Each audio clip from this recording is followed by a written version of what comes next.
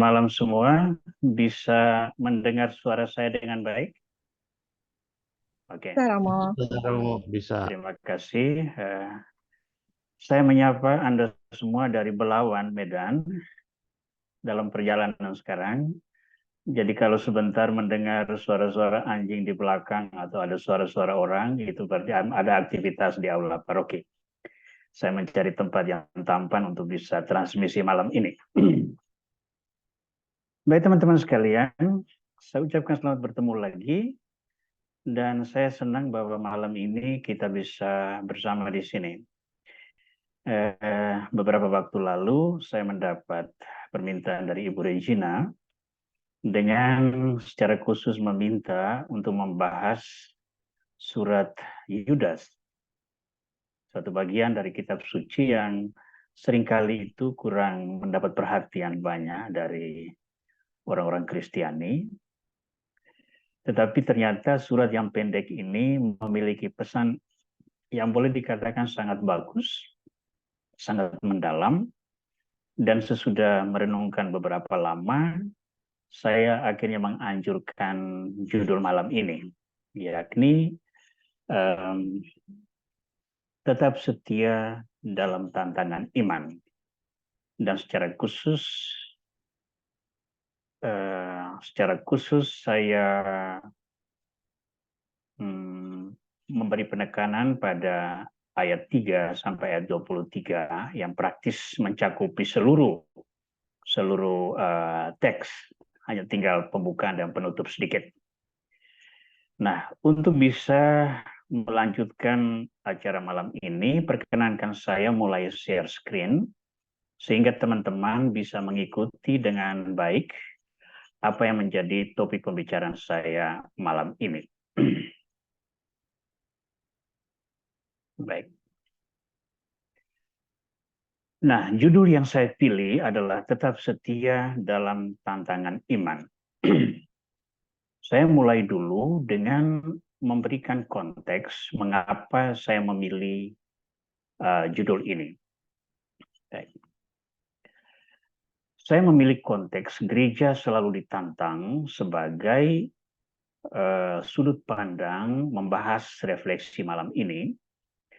Lalu sesudah itu kita akan masuk pembahasan menurut surat Yudas yang ternyata memiliki bobot pesan iman dan moral serta pastoral yang sangat-sangat relevan dengan kehidupan kita saat sekarang ini.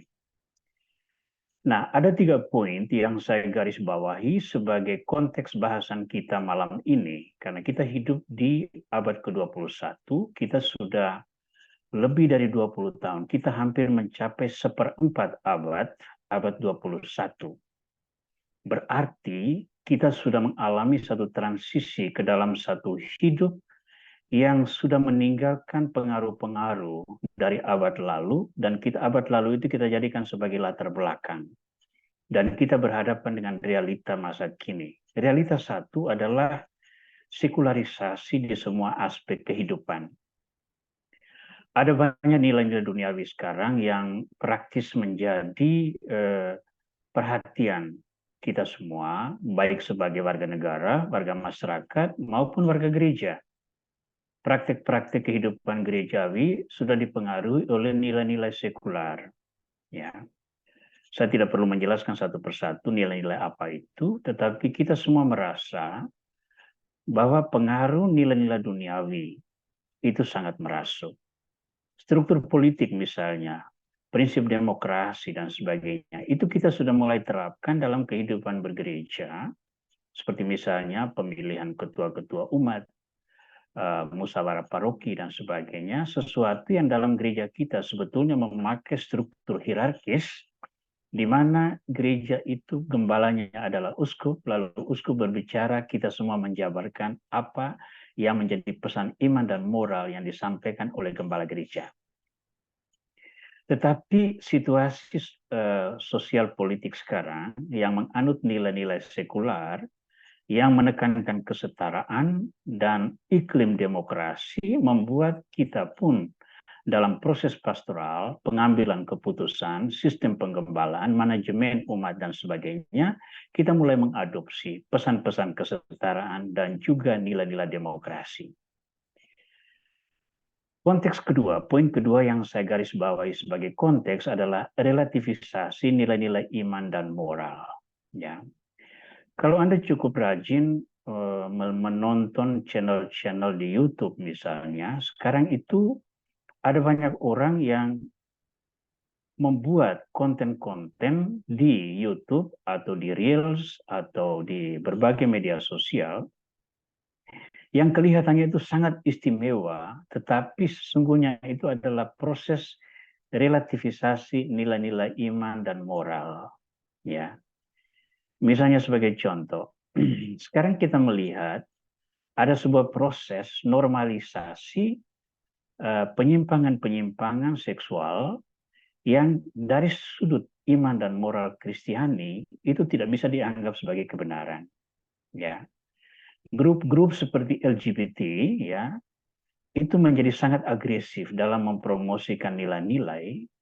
Lalu jargon yang disampaikan sebagai pembenar adalah kalau itu tidak memberi kerusakan kepada orang lain, itu tidak bisa dilarang karena itu hak asasi manusia. Oke. Lalu kita merasa biarlah orang-orang hidup menurut kehendaknya sendiri, yang penting tidak menyerang dan menyalahkan prinsip-prinsip ajaran iman dan moral Kristiani. Secara tidak sadar kita mulai melihat pada relativisasi nilai-nilai iman dan moral di dalam gereja.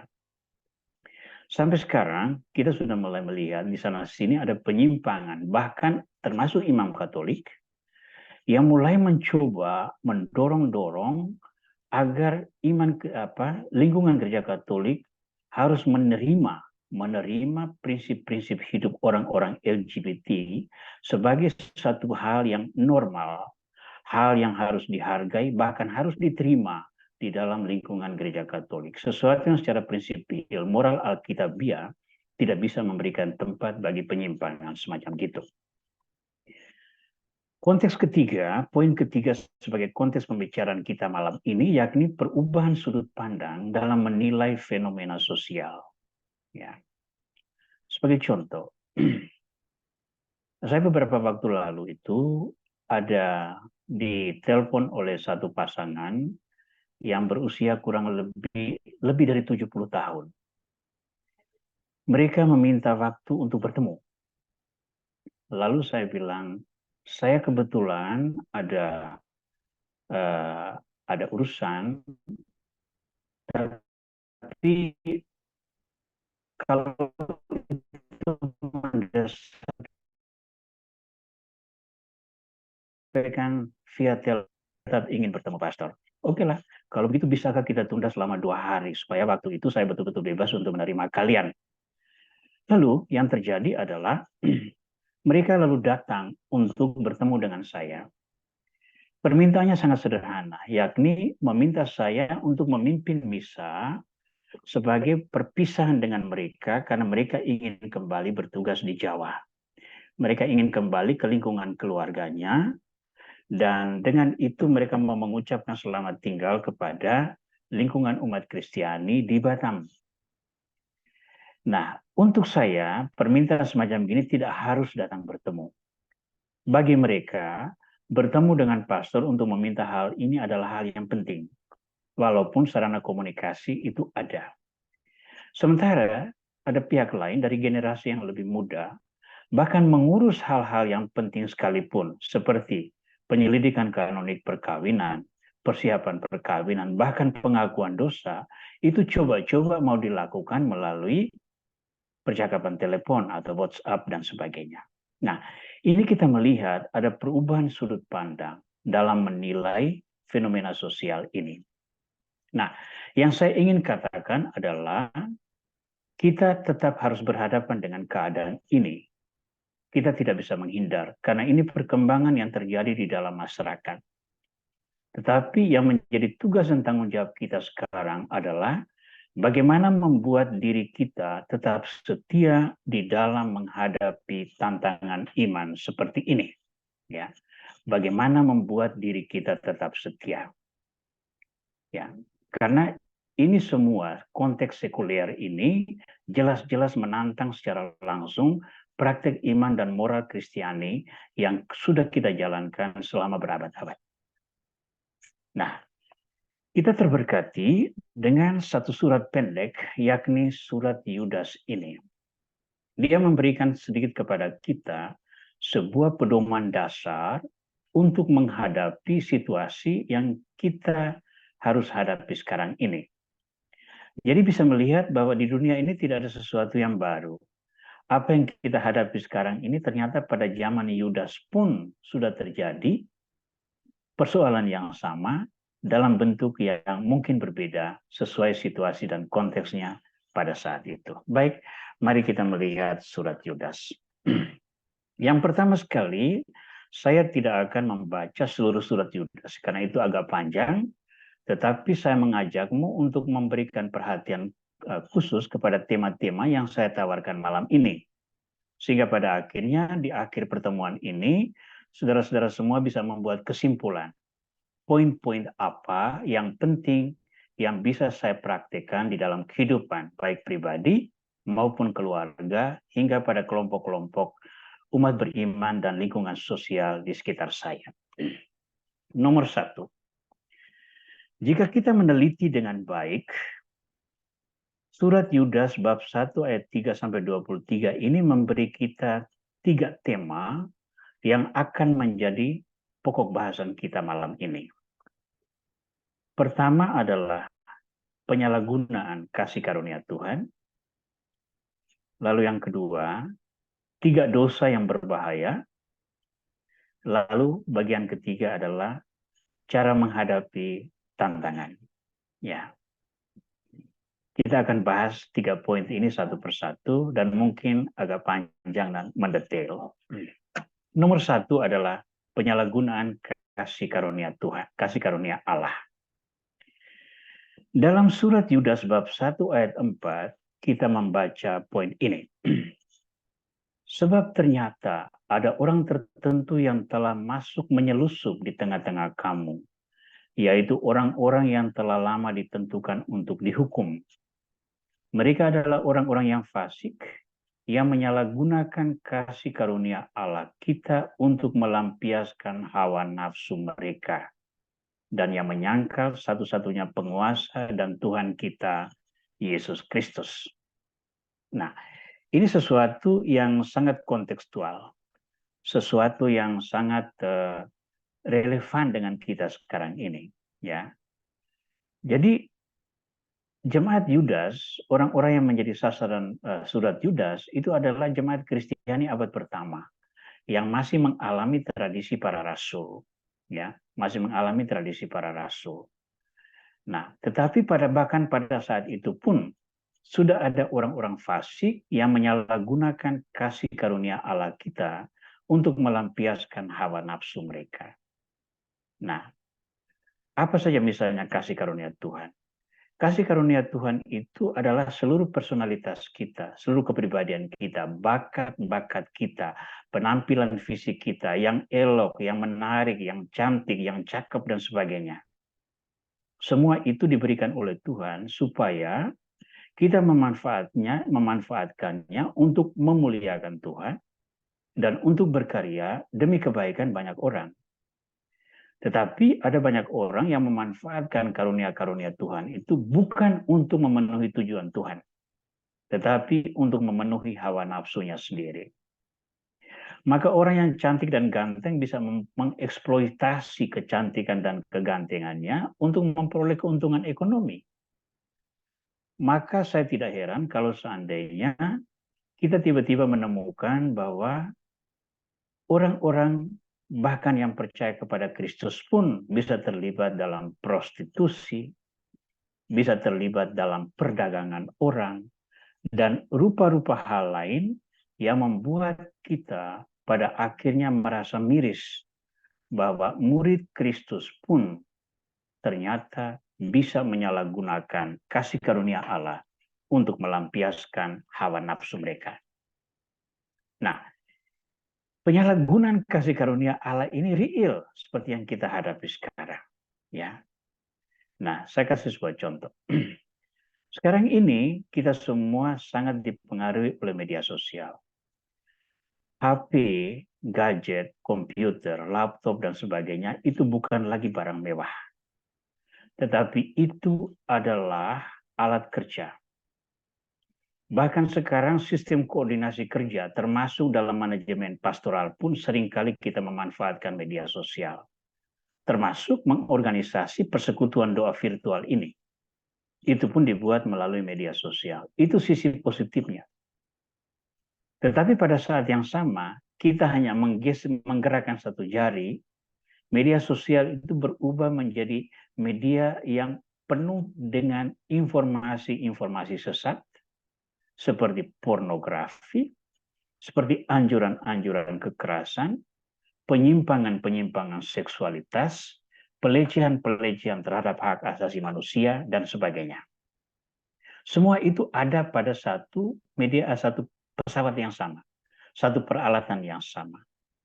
Berarti, satu peralatan yang sama yang lahir dari pengembangan bakat-bakat manusia yang merupakan karunia Tuhan, sekarang dipergunakan secara langsung untuk mengingkari keberadaan Tuhan, untuk melawan kehendak Tuhan, dan bahkan untuk merendahkan martabat manusia dan mengeksploitasinya semata-mata untuk kepentingan kita sendiri.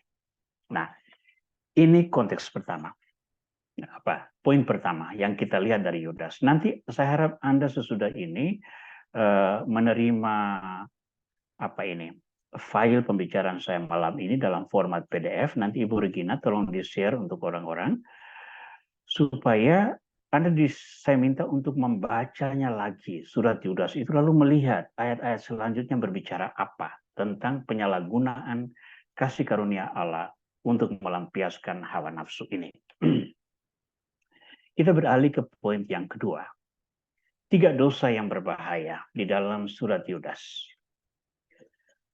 Sesudah merenungkan dengan baik, ada banyak dosa, kelemahan, tantangan yang diungkapkan dalam surat Yudas, tapi saya memilih 3 poin yang paling relevan dan paling sesuai dengan situasi yang kita hadapi saat ini. Nomor 1 adalah kecabulan. Dalam Yudas bab 1 ayat 7 kita membaca ini. Sama seperti Sodom dan Gomora dan kota-kota sekitarnya, yang dengan cara yang sama melakukan percabulan dan mengejar kepuasan-kepuasan yang tak wajar, telah menanggung siksaan api kekal sebagai peringatan kepada semua orang. Ya. Nah, ternyata di tengah jemaat yang menjadi sasaran surat Yudas itu ada fenomena percabulan dan mengejar kepuasan-kepuasan yang tak wajar sama seperti Sodom dan Gomora. Nah, tentang Sodom dan Gomora itu kita membacanya dalam kitab Kejadian. Ya, silakan dicari di sana. Ada Lot, ada orang-orang Sodom, ada istri Lot yang kemudian menjadi tiang garam, ada 2 putri Lot yang kemudian juga melakukan perkawinan incest dengan bapaknya sendiri untuk mendapat keturunan dan sebagainya. Ya. Nah, hal-hal semacam ini itu di tengah kita sekarang itu bukan tidak ada. Ada percabulan, mengejar kepuasan yang tak wajar, itu antara lain dalam konteks yang saya garis bawahi tadi, normalisasi penyimpangan-penyimpangan seksual yang tidak benar menurut iman dan iman dan moralitas Kristiani. Tetapi oleh kehidupan masyarakat umum itu dianggap sebagai satu hal yang normal, bahkan harus didukung, bahkan oleh penganut gerakan ini dipromosikan. Dan ketika ada orang yang secara langsung melawan gerakan ini, mereka diserang habis-habisan. Mereka ditekan habis-habisan. Mereka bahkan di framing sehingga orang-orang yang melawan gerakan LGBT misalnya itu akan menjadi musuh seluruh masyarakat dan sebagainya. politisi-politisi, pelaku-pelaku ekonomi, pemilik-pemilik modal besar, bahkan secara aktif turut serta mempromosikan nilai-nilai ini. Padahal, kalau dipraktekkan, secara biblis ini bertentangan dengan nilai Kristiani. Karena itu cara percabulan yang mengejar kepuasan yang tidak wajar. Dan itu sudah diperingatkan oleh Yudas sejak abad pertama kekristenan. Dosa kedua adalah menghujat Allah. Dalam surat Yudas bab 1 ayat 10 kita menemukan kalimat ini. Akan tetapi, mereka menghujat segala sesuatu yang tidak mereka ketahui. Dan justru apa yang mereka ketahui dengan nalurinya seperti binatang yang tidak berakal, itulah yang mengakibatkan kebinasaan mereka. Nah, dosa penghujatan ini di dalam perjanjian lama itu nampak sekali. Ya, nampak sekali. Kalau di dalam perjanjian baru, coba nanti buka kisah para rasul tentang kisah Ananias dan Safira. Mereka menyimpan sebagian dari uang penjualan tanahnya dan tidak meletakkannya di kaki rasul-rasul. Apa yang mereka lakukan itu dinilai sebagai menghujat Roh Kudus. Nah, akibatnya itu sangat fatal.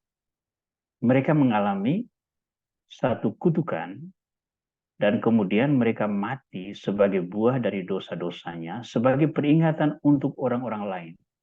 Bahwa tidak layak seorang yang percaya kepada Kristus menghujat Roh Kudus dengan perbuatan-perbuatannya.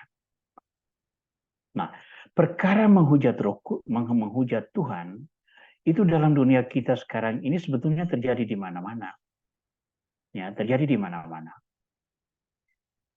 Tidak hanya melalui perkataan, tetapi terutama melalui perbuatan. Ya. Orang-orang Kristiani seringkali menjadi pelaku dari kriminalitas, kejahatan-kejahatan yang begitu merusak dan mempengaruhi kehidupan banyak orang. Nah, saudara-saudara pasti mengikuti perkembangan sosial politik Indonesia belakangan ini. Dalam beberapa bulan terakhir, sebagai orang Kristiani kita harus malu. Karena sejumlah petinggi negara ini yang melakukan kejahatan-kejahatan serius yang diadili, yang diekspos besar-besaran dalam dalam media-media Indonesia itu ternyata murid-murid Kristus. Orang-orang yang percaya kepada Kristus. Saya tidak perlu menyebut namanya. Tetapi apa yang dilakukan yang secara langsung merugikan hajat hidup orang-orang banyak, terutama masyarakat yang miskin dan terpinggirkan, mereka melakukan penghujatan yang sangat serius terhadap hakikat Tuhan yang menurut surat pertama Yohanes, Allah adalah kasih. Nah, kalau Allah adalah kasih, seseorang yang melakukan korupsi, yang melakukan manipulasi, yang melakukan pembunuhan, yang melakukan kriminalitas lain, yang mengangkangi hak-hak banyak orang, itu adalah penghujatan terhadap iman yang dianugerahkan Tuhan. Penghujatan ini sudah di-warning, sudah diingatkan oleh Yudas sejak abad pertama kekristenan. Dosa ketiga, menggerutu dan mengeluh. Dalam Yudas bab 1 ayat 16, kita menemukan kalimat ini. Mereka itu orang-orang yang menggerutu dan mengeluh tentang nasibnya. Hidup menurut hawa nafsunya, tetapi mulut mereka mengeluarkan perkataan-perkataan yang bukan-bukan. Dan mereka menjilat orang untuk mendapat keuntungan. Menggerutu dan mengeluh ini bukan karena kesulitan hidup. Beda ya, kalau seandainya kita mengalami kesulitan hidup, lalu kita datang mengeluh kepada Tuhan, atau mengeluh kepada orang lain supaya kita dibantu. Nah, itu berbeda dengan menggerutu dan mengeluh tentang nasibnya di sini. Menggerutu dan mengeluh di sini konteksnya adalah orang-orang yang selalu merasa tidak puas dengan karunia Tuhan seberapapun besarnya. Seberapapun besarnya. Nah, kadang-kadang itu saya merasa agak risih, ya, mohon teman-teman kalau pernah melakukannya jangan merasa tersinggung. Ya, saya merasa agak risih misalnya ada teman-teman yang dengan niat sangat baik mengundang saya untuk mengentertain saya, katakanlah makan di sebuah restoran yang bergengsi. Tetapi saya merasa sangat tidak nyaman ketika mengetahui bahwa untuk makan bersama orang-orang ini, ternyata biaya yang dikeluarkan itu begitu besar. Begitu besar. Karena pada saat yang sama, kita bisa melakukannya di satu tempat yang lain dengan lebih kecil biayanya, sehingga kita sesungguhnya bisa menolong orang lain yang membutuhkannya juga. Ya. Nah, apa yang dihasilkan orang, apa yang dilakukan orang itu sepenuhnya hak dia untuk memanfaatkannya. Jadi kita tidak bisa menyalahkan orang. Kalau seandainya dia punya penghasilan baik, lalu dia naik pesawat kelas 1, dia tidur di restoran dia tidur di hotel bintang 5, dia memakai mobil Mercy, Alphard dan sebagainya, semua kelas atas itu sepenuhnya adalah hak dia. Walaupun demikian, seringkali kita menemukan kalangan the have ini masih tetap menggerutu dan mengeluh juga, merasa tidak puas dengan ini dan itu. Dan pada saat yang sama, kita melihat ada orang dengan penghasilan yang sederhana, mampu hidup dalam standar yang minimal, dan masih bersyukur tentang itu. Nah, tentang menggerutu dan mengeluh tentang nasibnya ini adalah cerminan dari sikap yang tidak bisa bersyukur. Ya. Dan ini dalam kehidupan kita masa sekarang, dosa-dosa ini boleh dikatakan banyak. Dan itu menjadi perhatian kita semua. Itu menjadi keprihatinan kita semua. Ya. Menggerutu dan mengeluh bukan berarti bahwa kita karena sudah tidak berdaya, lalu kita memohon kepada orang, kita mengeluhkan kehidupan kita kepada orang, sehingga orang tergerak untuk membantu. Tidak, bukan itu. Yang terjadi adalah kita sesungguhnya mampu dan berpeluang hidup sebagai pribadi yang bermartabat, tetapi selalu tidak puas dengan apa yang kita miliki, sehingga kita terus menggerutu, merasa kurang, terus mempersalahkan pihak-pihak lain. Akibatnya, kita bisa melakukan kejahatan lain, yakni memanipulasi hak-hak orang, sehingga pada akhirnya kita justru mendorong orang yang lebih menderita dari kita jauh lebih terbenam ke dalam lumpur penderitaan karena kita mengambil hak mereka untuk memenuhi ego kita. Nah, 3 dosa ini saya ingatkan sebagai nilai yang penting untuk diperhatikan. Kecabulan. Kedua, menghujat Allah. Ketiga, menggerutu dan mengeluh. Ini 3 poin yang ditekankan oleh Yudas di dalam suratnya ini. Ayat-ayatnya sudah ada, 1:7, 1:10, dan 1:16. Mohon dibaca nanti, dan terutama melihat penjabaran ayat-ayat sesudahnya. Ya. Jadi 1:7, coba baca 8 dan 9 juga. Ayat 10, baca juga 11, 12, 13, 14, 15. Ayat 16, baca juga ayat-ayat selanjutnya. Di situ ada banyak gambaran dan ilustrasi yang bagus yang berbicara tentang 3 dosa yang berbahaya menurut surat Yudas ini. Nah, sekarang kita sampai pada bagian ketiga pembicaraan kita malam ini, yakni cara-cara kita menghadapi tantangan. Yudas dengan bijaksana memberikan kepada kita petunjuk dasar cara-cara kita menghadapi tantangan. Dan itu terformulasi dalam 4 ayat, yakni ayat 20 sampai ayat 23. Saya bacakan ayat-ayat tersebut. Bangunlah dirimu sendiri di atas dasar imanmu yang paling suci, dan berdoalah dalam Roh Kudus. Peliharalah dirimu demikian dalam kasih Allah, sambil menantikan rahmat Tuhan kita Yesus Kristus untuk hidup yang kekal. Tunjukkanlah belas kasihan kepada mereka yang ragu-ragu, selamatkanlah mereka dengan jalan merampas mereka dari api. Ya. Ini 4 ayat yang berbicara tentang cara kita menghadapi tantangan 3 dosa besar yang tadi dijabarkan di atas. Kecabulan, menghujat Allah, dan terus menggerutu dan mengeluh. Tidak bersyukur sebetulnya, dosa ketiga itu. Ya. Nah, dalam 4 ayat ini, Yudas memberikan kita elemen-elemen pokok yang coba saya sarikan dalam 4 poin. Ya. Pertama, berdiri di atas dasar iman yang benar. Kedua, berdoa menurut petunjuk Roh Kudus. Ketiga, memelihara diri dalam kasih Allah.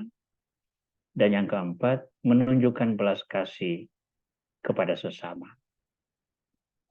Nah, kalau ini kita ubah rumusannya, dia akan menjadi demikian.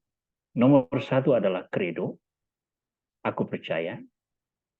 Nomor 2 adalah berdoa. Nomor 3 adalah hidup kudus. Nomor 4 itu melayani. Ya. Iman yang benar, berdoa, memelihara kekudusan, dan melayani sesama. Kita akan melihat satu persatu secara ringkas. Yang pertama, membangun diri di atas dasar iman yang suci. Dalam surat Yudas bab 1 ayat 20, kita menemukan kalimat ini. Bangunlah dirimu sendiri di atas dasar imanmu yang suci. Saya menemukan 2 ayat paralel dari khotbah di bukit pada Injil Matius bab 7 ayat 24 sampai 25. Setiap orang yang mendengarkan perkataanku ini dan melakukannya, ia sama dengan orang yang bijaksana yang mendirikan rumahnya di atas batu. Kemudian turunlah hujan dan datanglah banjir, lalu angin melanda rumah itu, tetapi rumah itu tidak rubuh sebab didirikan di atas batu. Itu ada di Injil Matius bab 7 ayat 24 sampai 25. Kira-kira menjelang akhir khotbah di bukit. Nah, jika demikian, pertanyaan kita adalah, apa sesungguhnya iman yang paling suci ini? Iman yang paling suci ini sebetulnya apa? Apa yang ditunjukkan Tuhan? Nah, kalau saya memusatkan perhatian pada khotbah di bukit, Injil Matius bab 5 sampai bab 7. Ya. Jika kita ingat sabda bahagia, Injil Matius bab 5 ayat 1 sampai 12. Kita menemukan di sana prinsip-prinsip yang menggambarkan kekudusan iman seseorang. Berbahagialah orang yang miskin di hadapan Allah, sebab merekalah yang mempunyai kerajaan surga. Berbahagialah orang yang dianiaya karena namaku. Berbahagialah orang, sekian banyak. Ada 8 sabda bahagia di situ. Nanti Anda buka dan temukan di sana. Nah, prinsip-prinsip yang ada ini sesungguhnya mencerminkan ajaran dasar dari Yesus Kristus, yakni kasihlah Tuhan Allahmu dengan segenap jiwamu dan dengan segenap akal budimu, dan kasihilah sesama manusia seperti dirimu sendiri. Nah, iman yang paling suci itu atas dasar prinsip kasih ini. Karena Yesus sendiri mengatakan di atas 2 prinsip inilah mengalir seluruh ajaran Taurat dan ajaran-ajaran para nabi. Maka iman yang paling suci yang harus dihidupi oleh orang-orang Kristiani, tempat orang Kristiani membangun hidupnya adalah iman yang berlandaskan kasih ini. Kasih kepada Tuhan, kasih kepada sesama manusia.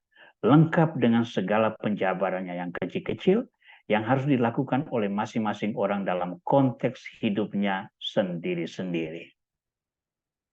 Nah, setiap kali hari Minggu kita ketika menghadiri Ekaristi Kudus, salah satu yang penting di sana adalah kita menyatakan iman kita kepada Tuhan. Aku percaya akan Allah Bapa yang Maha Kuasa dan seterusnya. Itu adalah formulasi apa yang kita sebut sebagai syahadat kaum Kristiani. Ya. Nah, kalau Anda meneliti baik-baik, semua poin yang tertera di dalam doa aku percaya itu sebetulnya tidak menyimpang jauh, sama sekali tidak bertentangan dengan prinsip kasih yang ditekankan oleh Kristus Yesus di sini. Ya. Maka kalau kita orang Kristiani ingin bisa mengatasi 3 dosa besar yang ditampilkan di atas tadi, kecabulan, yang kedua adalah menghujat Tuhan, yang ketiga tidak bisa bersyukur, terus menggerutu dan mengeluh, kita mulai dengan membangun iman kita di atas prinsip kasih. Ketika kasih mewarnai hati kita, tingkah laku kita, tutur kata kita, perilaku kita kepada orang lain akan mengikuti dengan sendirinya. Ya, kadang-kadang itu saya miris dengan orang-orang Kristiani tertentu yang begitu aktif melayani gereja, yang begitu aktif terlibat dalam persekutuan-persekutuan doa, tapi juga begitu kasar memperlakukan misalnya staf rumah tangganya, sopirnya, karyawan-karyawan di kantornya dan sebagainya, orang-orang di sekitar dia dan sebagainya. Itu kan sebuah kontradiksi antara iman yang diungkapkan dalam kata dan perilaku setiap hari. Nah, alangkah indahnya kalau seandainya antara iman yang dinyatakan dengan perilaku konkret setiap hari ada keselarasan. Dua-duanya bersumber dari prinsip yang sama, mengasihi Tuhan dan mengasihi sesama manusia. Cara kedua, menghadapi tantangan. Berdoalah dalam Roh Kudus. Sekali lagi, dalam surat Yudas bab 1 ayat 20, di situ Yudas secara signifikan, secara jelas menulis, berdoalah dalam Roh Kudus. Apa artinya berdoa dalam Roh Kudus? Berdoa menurut gerak batin. Berdoa bukan sebagai sebuah formalitas, tetapi berdoa menurut ungkapan suara hati, karena suara hati itu seringkali menjadi medium Tuhan berbicara dengan kita. Saya harus membuat sebuah pengakuan, saudara-saudara, karena saya pernah menjalankan doa politik. Doa politik ini saya lakukan dalam satu pelantikan seorang pejabat yang secara prinsipil saya sangat tidak suka dengan pejabat ini. Karena dia pejabat publik. Tapi sebagai pemuka agama yang diundang untuk menghadiri acara tersebut dan diminta untuk membawakan doa, dalam doa itu saya harus katakan saya munafik. Karena saya mengatakan sesuatu yang baik, yang mengharapkan sesuatu yang istimewa, yang saya tahu persis pribadi yang baru dilantik ini tidak bisa diharapkan. Karena dia adalah seorang kriminal di belakang layar, yang antara kata dan perbuatannya itu sangat bertentangan satu sama lain. Dia adalah seorang manipulator, seorang komunikator, seorang koruptor, seorang kriminal yang tampil dengan wajah malaikat. Ya, tapi karena doa yang saya ungkapkan adalah doa publik, saya tidak ingin mengungkapkan hal-hal yang buruk. Maka terjadilah bahwa saya melakukan doa politik dengan tidak mengikuti gerak Roh Kudus yang ada di dalam hati sanubari saya. Dalam Injil Matius bab 6 ayat 6, kita menemukan pesan Kristus seperti ini. Tetapi jika engkau berdoa, masuklah ke dalam kamarmu, tutuplah pintu dan berdoalah kepada Bapamu yang ada di tempat tersembunyi. Itu berarti apa? Singkirkanlah segala nilai lain dan pusatkan perhatian semata-mata pada gerak suara hatimu untuk bisa mengungkapkan penyembahanmu kepada Tuhan, mengungkapkan gerak hatimu, dan menyerahkan semuanya itu semata-mata kepada penyelenggaraan Tuhan. Maka kepada kita, Kristus memberikan rumusan yang sangat indah, yakni doa Bapa kami. Bapa kami yang di surga, dikuduskanlah namamu. Berikanlah kami pada hari ini makanan kami yang secukupnya. Ampunilah kami akan kesalahan kami, seperti kami juga mengampuni orang yang bersalah kepada kami. Dan janganlah membawa kami ke dalam pencobaan, tetapi lepaskanlah kami dari yang jahat. Nah, ini kan sebuah rumusan doa yang sangat sederhana, tetapi sangat kompleks dan sangat mewakili situasi batin manusia yang diinspirasi oleh Roh Kudus. Pesan praktisnya adalah ketika berdoa, singkirkanlah semua agenda lain. Fokuskan perhatian pada apa yang dibisikkan Roh Kudus dalam hatimu dan biarkanlah Dia menuntunmu untuk berdoa. Yang ketiga, memelihara diri dalam kasih Allah, yakni memelihara kekudusan. Dalam surat Yudas bab 1 ayat 21, kita menemukan kalimat ini. Peliharalah dirimu demikian dalam kasih Allah, sambil menantikan rahmat Tuhan kita Yesus Kristus untuk hidup yang kekal. Dalam kasih Allah kita memelihara diri, berarti kita ingin membatasi diri untuk hidup sesuai dengan kehendak Tuhan. Karena cara kita mengasihi Tuhan itu tidak bisa lain selain daripada mengikuti apa yang Dia kehendaki, lalu melayani semua orang lain yang ada di sekitar kita, sehingga mereka pun betul-betul mengalami cinta Tuhan yang mengalir melalui mulut dan melalui perbuatan-perbuatan konkret kita. Ya. Nah, paralel dengan hal tersebut, dalam Injil Matius bab 5 ayat 44-45, kita menemukan kalimat ini. Kasihilah musuhmu dan berdoalah bagi mereka yang menganiaya kamu. Karena dengan demikian kamu menjadi anak-anak Bapamu yang di surga, yang menerbitkan matahari bagi orang yang jahat dan orang yang baik, dan menurunkan hujan bagi orang yang benar dan orang yang tidak benar. Nah, kasih Allah itu begitu tulus dan begitu kompleks, sehingga Dia menyentuh baik orang yang benar maupun tidak benar. Kenapa? Karena Dia ingin menguduskan setiap orang, agar setiap orang layak untuk masuk kerajaannya. Nah, prinsip pengudusan semacam ini yang mau kita pakai. Bahwa di dalam memelihara diri kita, agar kita kudus di hadapan Tuhan dan di hadapan manusia, kita tidak semata-mata terus berdoa dan sebagainya, tapi kita membangun sebuah prinsip bagaimana mengasihi semua orang sebagaimana mereka adanya, sehingga kasih itu pada akhirnya memberi kita feedback yang menguduskan hati nurani kita, lalu mempengaruhi orang-orang lain untuk hidup sesuai dengan kasih karunia Tuhan juga. Pada akhirnya adalah poin keempat, kita menunjukkan belas kasih kepada sesama. Dalam surat Yudas bab 1 ayat 22 dan 23 kita menemukan kalimat ini. Tunjukkanlah belas kasihan kepada mereka yang ragu-ragu.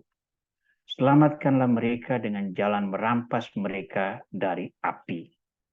Nah, tunjukkanlah belas kasihan kepada mereka yang ragu-ragu. Dalam arti bahwa Tuhan memberi perintah kepada kita untuk melayani sesama. Agar orang-orang yang dilayani itu mengalami belas kasih Tuhan. Supaya kalau mereka ragu-ragu pada Tuhan, melalui perbuatan kita, mereka akhirnya mengakui bahwa Tuhan itu benar. Ya, ingat dalam khotbah di bukit bab Injil Matius bab 5 ayat 13-16. Garam dan terang dunia. Yesus katakan apa? Agar orang-orang yang melihat perbuatanmu yang baik itu memuliakan Bapamu yang di surga. Ya. Nah, orang-orang yang mengalami belas kasih Tuhan yang sebelumnya adalah ragu-ragu, dengan pelayanan kita, dengan kata-kata kita, mereka itu menjadi yakin akan Tuhan. Dan ketika mereka yakin akan Tuhan, hati mereka terbuka pada roh, hati mereka terbuka pada rahmat Tuhan, maka kita merampas mereka dari api, merampas mereka dari kegelapan, merampas mereka dari siksaan akibat dosa. Kenapa? Karena mereka sudah meyakini Tuhan dan mereka siap untuk dikuduskan. Nah, dalam Injil Matius bab 6 ayat 5 kita menemukan kalimat ini.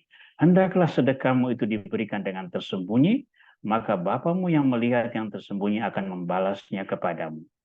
Menunjukkan belas kasihan kepada sesama itu perlu dilakukan demi kemuliaan Tuhan dan demi keselamatan sesama manusia. Nah, keselamatan sesama manusia ini harus kita lakukan dengan tulus. Ya, diibaratkan sebagai sedekah yang diberikan dengan tersembunyi. Biar orang lain tidak tahu, tapi Bapa yang di surga melihat Sehingga orang-orang yang dilayani itulah yang memperoleh rahmat kasih Tuhan melalui pelayanan kita. Nah, saudara-saudara, dengan 4 poin ini, membangun diri di atas dasar iman yang suci, berdoa dalam Roh Kudus, memelihara diri dalam kasih Allah, serta menunjukkan belas kasih kepada sesama, memberikan kita keyakinan diri, kepercayaan diri, dan daya-daya iman untuk menghadapi dosa-dosa pokok tadi. Kecabulan, penghujatan akan Allah, dan terus menggerutu dan mengeluh karena tidak mau bersyukur kepada Tuhan. Ketika orang memiliki 4 daya ini, saya percaya dia memiliki kekuatan batin yang memadai untuk mengatasi 3 tantangan besar tadi itu. Nah, mengakhiri refleksi malam ini, saya memberikan apa yang saya tulis sebagai tips. Tips hidup benar di hadapan Tuhan dan manusia. Nah, perhatikan bahwa tips ini sangat kontekstual sesuai dengan surat Yudas, sehingga mungkin tidak teraplikasi dalam berbagai konteks yang lain. Tetapi bisa Anda manfaatkan sebagai sebuah inspirasi untuk merenung lebih mendalam. Tips pertama, memanfaatkan karunia Tuhan sesuai dengan kehendak Tuhan. Tuhan memberi kita talenta untuk dikembangkan. Orang yang dipuji adalah 5 talenta menghasilkan 5 menjadi 10. 2 talenta menghasilkan 2 menjadi 4. 1 talenta menghasilkan 1 menjadi 2. Itu yang dipuji. Karena Tuhan menginginkan kita bersikap atau berupaya maksimal agar talenta yang kita miliki tetap memberi hasil yang memadai. Bukan seberapa besar, tapi seberapa mampu kita memanfaatkan karunia Tuhan sesuai dengan kehendaknya. Nomor kedua, menyadari adanya godaan dan potensi dosa dalam situasi konkret. Godaan itu selalu ada, tantangan itu selalu ada. Kita tidak bisa melarang dunia luar untuk menantang iman kita. Maka yang kita minta adalah daya dari Tuhan supaya kita menghadapi godaan itu dengan berhasil. Ya. Santo Agustinus menuliskan sebuah kalimat yang sederhana tapi sangat inspiratif. Ya. Saya tidak meminta dari Tuhan satu perjalanan di laut yang bebas dari gelombang. Tetapi saya meminta dari Tuhan pelabuhan yang aman kalau saya sudah mencapai tujuan tersebut. Bagi Santo Agustinus, godaan selalu ada, tetapi godaan itu memberi daya untuk mengatasinya, menginspirasi untuk melakukan yang benar, dan dengan kuat melewati godaan itu untuk menggapai rahmat keselamatan dalam nama Tuhan. Tips ketiga, selalu memperkuat diri dengan doa, dengan karunia-karunia, rahmat pengudusan, dan pelayanan. Doa adalah santapan rohani. Sebagai orang Kristiani, tidak ada hidup Kristiani tanpa doa.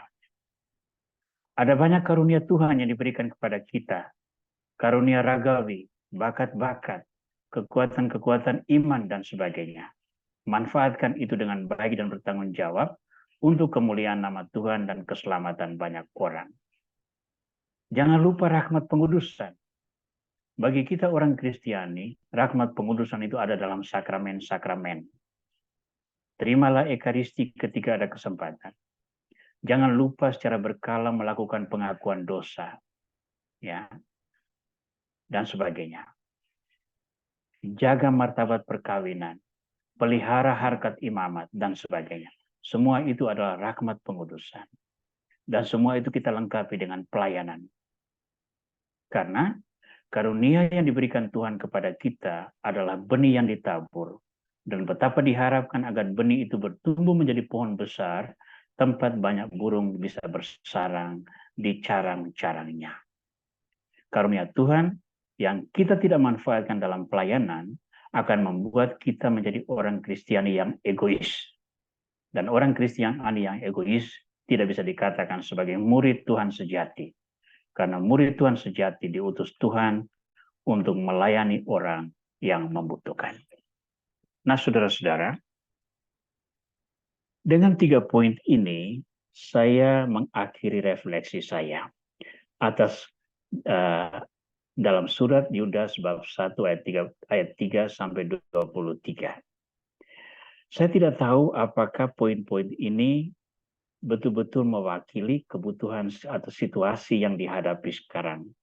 Tapi semoga penjabaran-penjabaran sederhana atas dasar surat Yudas ini mendorong Anda untuk mendalami lebih lanjut, menggali lebih luas, sehingga pada akhirnya Anda sendiri bisa membuat sebuah kesimpulan, poin apa yang harus saya lakukan untuk bisa mengatasi aneka tantangan iman yang saya harus hadapi setiap hari. Baik, terima kasih untuk semua perhatian. Salam banyak bagimu semua, dan semoga kasih karunia Tuhan senantiasa menyertai saudara-saudara sekalian. Tuhan memberkati.